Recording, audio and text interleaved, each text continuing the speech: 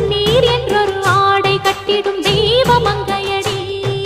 தையம் தீயம் தக்கு தீயம் தக்கு தையம் தீயம் தக்கு தீயம் தக்கு தையம் தீயம் தக்கு தீயம் தக்கு தையம் தீயம் தக்கு தீயம் தக்கு தை பொங்கலும்